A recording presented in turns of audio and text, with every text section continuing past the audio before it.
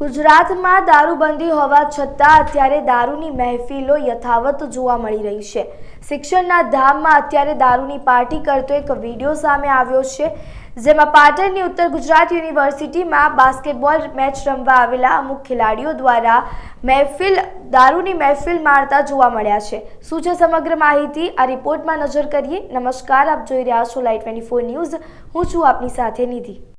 Video उतार ना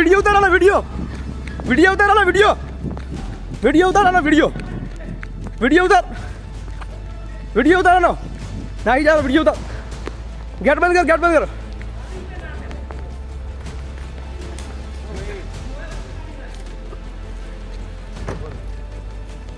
गाड़ी ऊपर नाखे गाड़ी दौड़ावे। ગુજરાત સ્ટેટ બાસ્કેટબોલ સ્પર્ધા જે પાટણની ઉત્તર ગુજરાત યુનિવર્સિટીમાં યોજાઈ રહી છે, તેમાં 3 ખેલાડીઓ આણંદથી બાસ્કેટબોલ રમવા માટે આવે છે। આ 30 દિવસીય સ્પર્ધાનું આયોજન સ્પોર્ટ્સ સંકુલ ખાતે કરવામાં આવ્યું છે, ત્યારે આણંદના 3 ખેલાડીઓ આ સ્પર્ધામાં ભાગ લે છે અને સ્પર્ધામાં બાસ્કેટબોલની જે મેચ છે રમવા માટે આવે છે। પરંતુ અહીંયા થાય છે એવું કે આ 3 ખેલાડીઓ જે છે તે એક હોસ્ટેલના રૂમમાં બેઠેલા છે।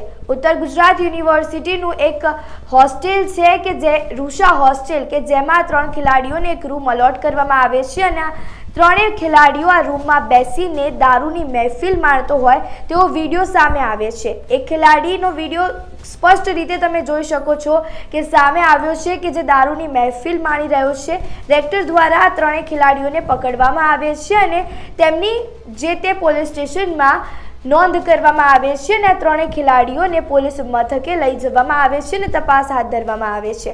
અહીંયા સવાલ એ ઊભા થાય છે કે આ ખેલાડીઓ જે છે તે બધી રીતે બહુ સ્ટ્રિક્ટ રહેતા હોય છે, કારણ કે સ્પોર્ટ્સ રમવા માટે તમે દારૂ યા કોઈ પણ પ્રકારનો નશાવાળી વસ્તુઓ તમે કન્ઝ્યુમ નથી કરી શકતા, છતાં ખેલાડીઓ પાસેથી કઈ રીતે આ બધી વસ્તુઓ આવે છે, દારૂ ક્યાંથી આવ્યો તે એક મોટો સવાલ ઊભો થાય છે।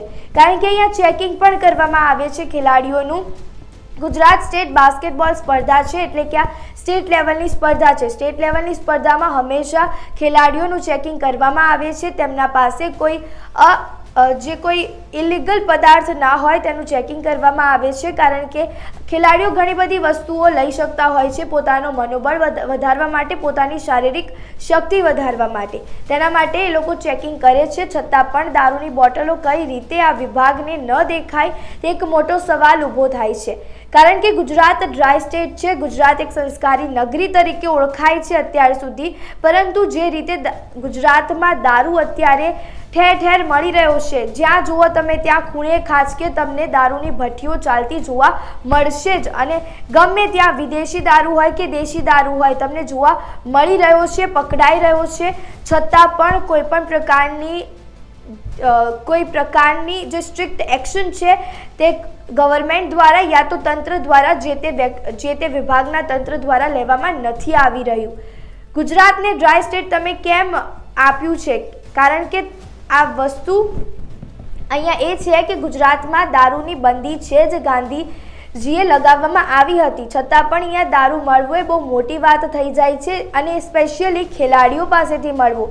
ગુજરાત સ્ટેટ લેવલની સ્પર્ધા છે અને તેમાં પણ દારૂની મહેફિલ જો જોવા મળતી હોય ત્યારે અહીંયા ઘણા બધા સવાલો યુનિવર્સિટી મેનેજમેન્ટ પર પણ ઊભા થાય છે, અને જે સરકાર છે જેમના દ્વારા આ સ્પર્ધાનું આયોજન કરવામાં આવ્યું છે તે મેનેજમેન્ટ ઉપર પણ ઊભો થાય છે, કારણ કે ખેલાડીઓ પાસેથી દારૂ આવ્યો ક્યાંથી? ભલે ખેલાડીઓ લઈને આવ્યા હોય, પણ તમારે સૂઝબૂઝથી અને તમારી સિક્યોરિટીથી એ દારૂ નાશ ત્યાં ને ત્યાં થઈ જવો જોઈએ હતો, છતાં પણ આનો નાશ કરવામાં નથી આવ્યો।